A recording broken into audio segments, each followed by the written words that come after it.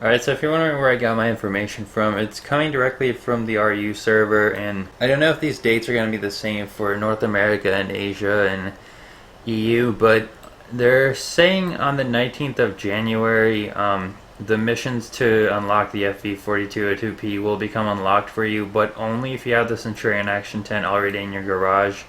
Not just research, you have to actually have it purchased and in your garage. But I mean, there's definitely a bit of time to grind it, so at least there's that.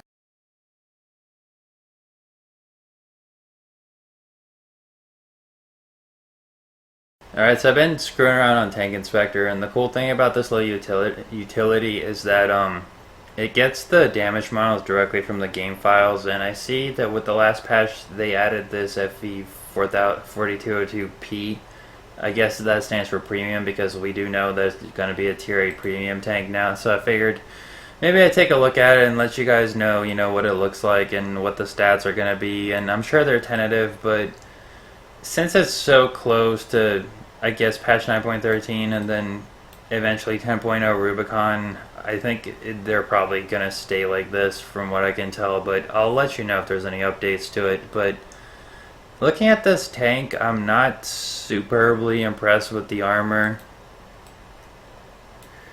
The upper plate is 51 millimeters thick, but because it's sloped really far back, it's roughly about the same effective thickness as the Centurion Mk. You can see it's about 105, 106, nothing spectacular. If you get shot there, it's probably going to go through most of the time. Don't shoot the lower plate though, because weirdly enough, there's one of these weird tanks where the lower plate is actually stronger than the upper plate, so there's that. But one thing that I find really disconcerting is because this tank is such a low profile tank, people are probably going to be able to shoot for the top of the hull armor here. And you can see it's 29 millimeters thick. So most of the guns shooting at that are going to overmatch it. Even an 88 millimeter on a Tiger is going to overmatch this and do full damage. So that to me is like really a little bit disconcerting. The turret ring is actually fairly strong at about 200 millimeters, maybe more as you go out, but I mean obviously that's like approaching auto bounce angles. It does have this really weird kind of turret neck feature. I'm not sure what that is or how to call that, but it looks like it's part of the hull that extends to the turret ring, and that's actually a lot thinner. It's about 152, 153, so you can penetrate there pretty easily.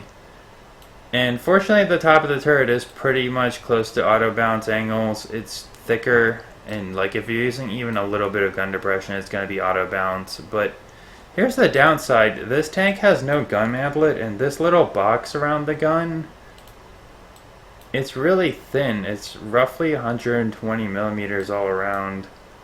So if you just aim basically for the gun of this tank, you're gonna most likely go through, and there's like a gap under the gun kind of. It looks weird.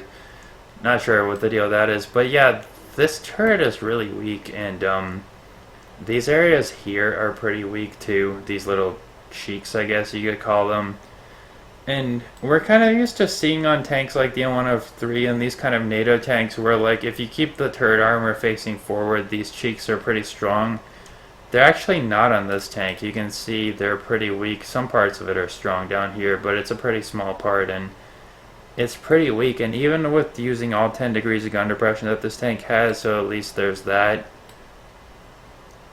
they're still not really strong enough to stop much of anything. Granted, if you are using all of the gun depression of this tank, the upper plate, most of the upper plate, it becomes a ricochet, and the rooftop becomes an auto ricochet, and these do become stronger, so at least there's that, and that's probably telling of how you want to play this tank. You want to go hull down. One other advantage I can see to this tank compared to the Centurion Mk is that it doesn't have those low side sprockets that the Centurion Mk has, and I'll show you those. So you can actually kind of side scrape. I'm seeing some fairly impressive values here. Of course, if you get shot here, it's going to go through, obviously, but that part's covered up with the game model, so maybe people won't, like it won't dawn on them that you can shoot it there and hit the side of the hull and it'll be a really easy shot. But so for the most part, this tank is, I'd say, probably less armored in the turret and maybe a little bit more armored in the hull, but with this overmatch weak spot, I'm not sure if I can really call that. Alright, so I had that weird glitch again, not sure what's up with that, but here's what I'm talking about. These little sprockets, or whatever you want to call them, they extend out from the side of the hull, and they're considered part of the hull in the damage model, and they're only 38 millimeters thick, so you can't really side scrape in any of the Centurions because like it's really easy to hit there, and I've definitely seen times when I've been side scraping and at kind of a ridiculous angle like this, and it'll still go through and, you know, just like do damage to my tank, and I was like, what the hell? But now that I see this, I know why. But like I was saying, the FV4202P doesn't have that, so at least there's that. The hull does look a bit stronger on the FV4202P, especially in the lower plate by about 30 millimeters effective, and the upper plate's about the same, but this one's thicker, but it's not sloped as much, so it's about equally the same.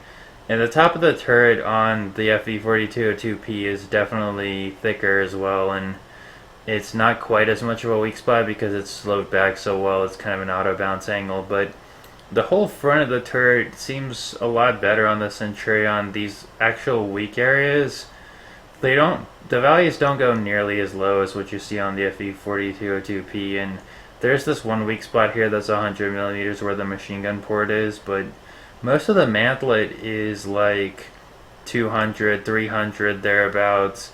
And even the weakest parts of the mantlet, where it's just mantlet and there's a gap behind the armor there and you can shoot through it, it's still at least 200 millimeters, and there's no big gaping like 120 millimeter hole like there is with the FV4202P. So I would say overall the FV4202P probably has a better hull, but it has a worse turret. At least it's a good looking tank in my opinion though, so there's kind of that. I don't know if anyone out there is like me, but I don't really like driving tanks if they're like super butt ugly. Even if it's a good tank, I don't know, I just don't enjoy it quite as much. But let's look at the stats in comparison to the Centurion Mark 1 really quick. You can see the gun's the same 20 pounder type B barrel, so the penetration, damage, everything's going to be the same, DPM's going to be the same. It gets worse in the kind of soft stats here though. It's less accurate, as you can see, by a decent amount. 0.31 versus 0.33, almost 0.34.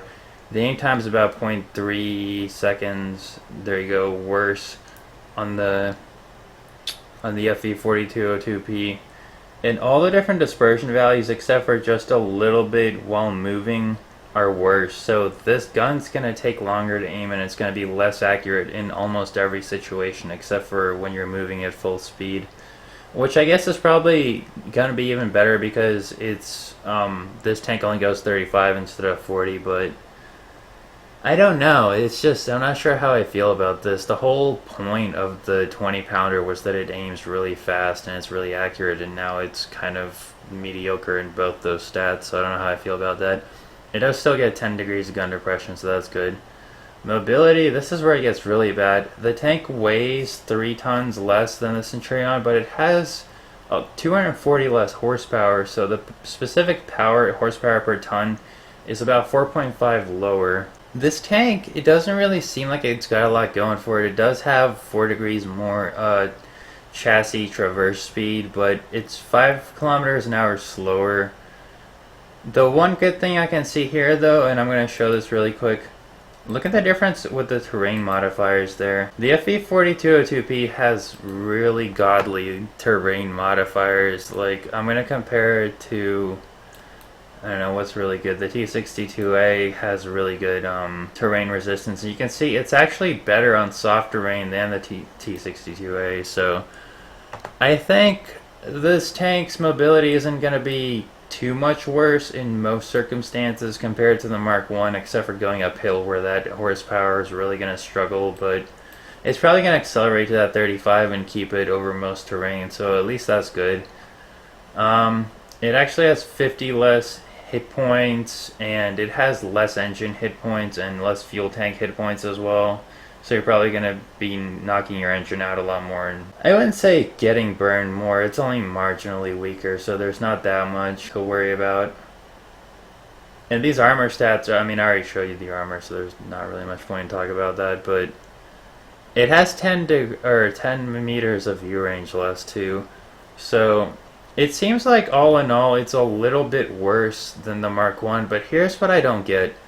So I know this is gonna see tier 10s because Wargaming is removing the premium matchmaking tanks, but it has more matchmaking weight than the Centurion, which is the standard tier 8, and I just don't get that. I don't get why you'd want a weaker tank to go up against stronger tanks than, a stronger tank, if that makes sense. You know what I'm talking about anyways, but like that kind of really threw me. I hope they modify this somehow, or maybe that's a placeholder or something, because I don't know how I feel about that. So all in all, how do I feel about this tank?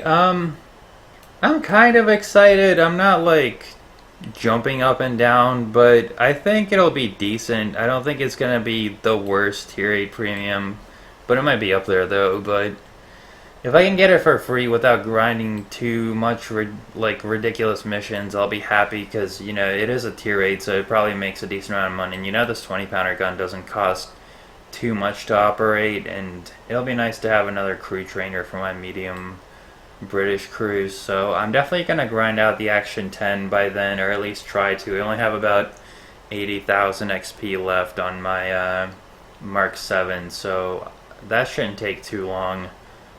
Getting the money's probably going to take longer, but yeah, I don't know. I mean, I'm cautiously optimistic about this tank. I think it'll be alright.